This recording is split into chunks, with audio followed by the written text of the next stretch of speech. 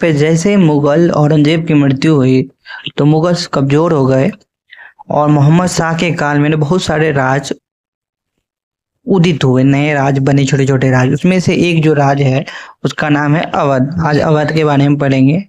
देखिए, मध्यकाल में मुगल का अंत हुआ और अवध का विकास हुआ। देखिए, भौगोलिक विस्तार पश्चिम में कन्नौज से लेकर पूर्व में कर्नाशा नदी तक है।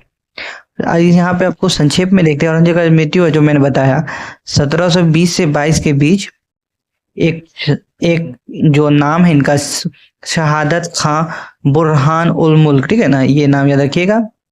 शहादत शहादत खां बुरहान उल मुल्क, तो इसका नाम रखिए। ये स्वतंत्र अवध राज्य की स्थापना की है।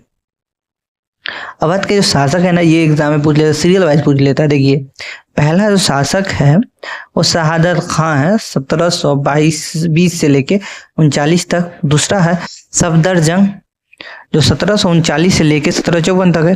फिर है सुजाउद्दौला, ये आप तो कर्नाटक ने बताए थे सफदरजंग के बारे में, तो इसी के बारे में बताए थे ना। अब देखो, सुजाउद्दौला 1754 से लेके 1775 तक। एक है आसफ उद्दौला 1775 से 1757 तक।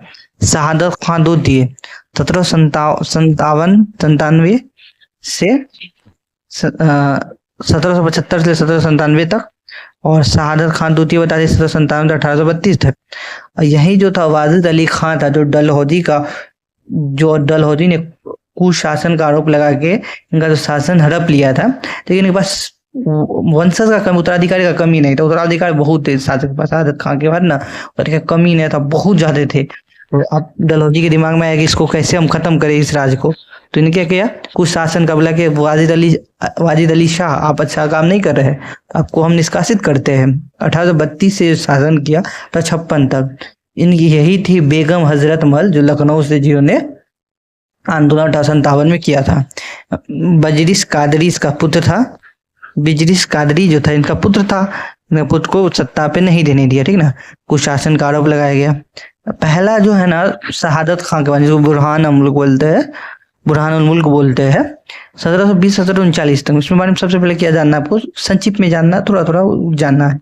पहला जानना है कि स्वतंत्र अवध का प्रथम शासक मुगल दरबार में अफगानी व ईरानी गुट का नेता। देखिए, अब जब मुगल कमजोर हुए तो वहां पे क्या गुटबंदी बनने लगा, ईरानी हिंदुस्तानी यह सब होने लगा।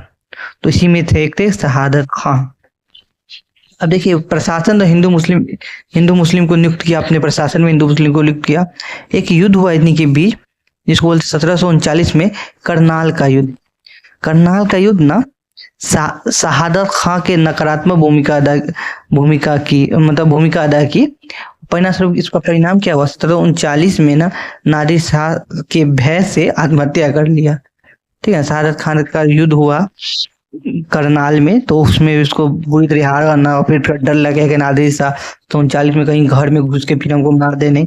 कहीं जब दिल्ली में गया तो बहुत ही कत्लेआम किया नादिर शाह, तो यही डर था, इसलिए क्या हो गया, अपने आप मर गए, आत्महत्या कर ली। एक बार सफदरजंग, जो सफदरजंग 1739 लेके 1754। अगर आपको ये वीडियो अच्छा लगता है तो मुझे सब्सक्राइब कर दीजिए, यहाँ लाइक का बटन है वहाँ लाइक कर दीजिए। शहादत खां के दामाद वो उत्तराधिकारी था, सबसे लोकप्रिय नवाब यही है।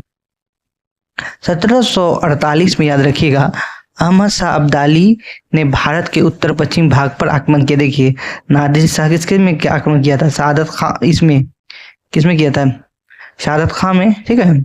और इनके काल में जो हुआ ना अहमद शाह अब्दाली का हुआ, इसमें देखिए क्या हुआ, इसको एक युद्ध हुआ जिसको बोलते हैं मणिपुर का युद्ध।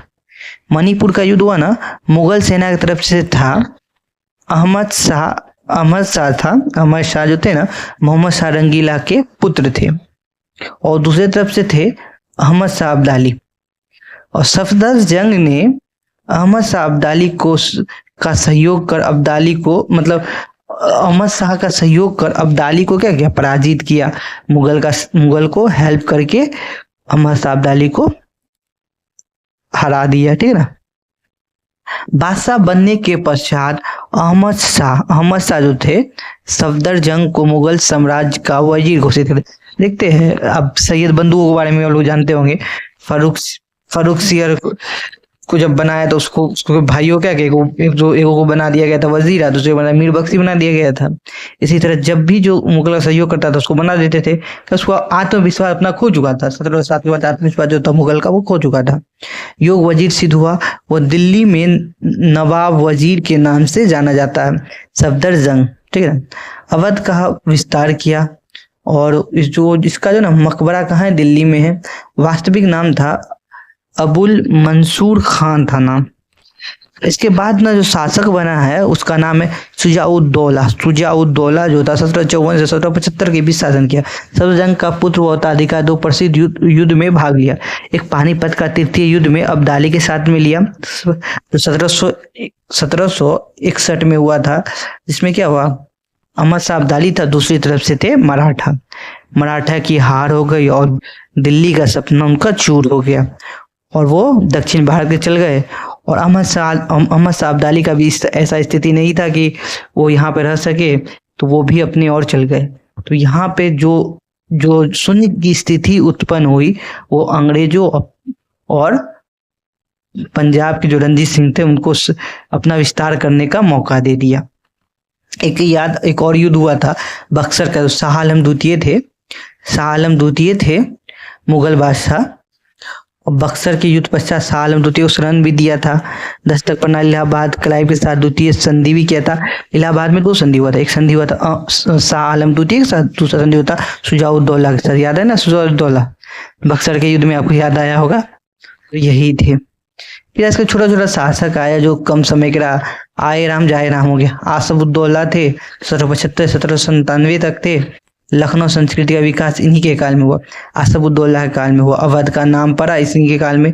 योगदान और निर्माण क्या किया, एक याद रखिएगा, इमाम बाड़ा जो है किनके काल में हुआ, आसफउद्दौला के काल में हुआ।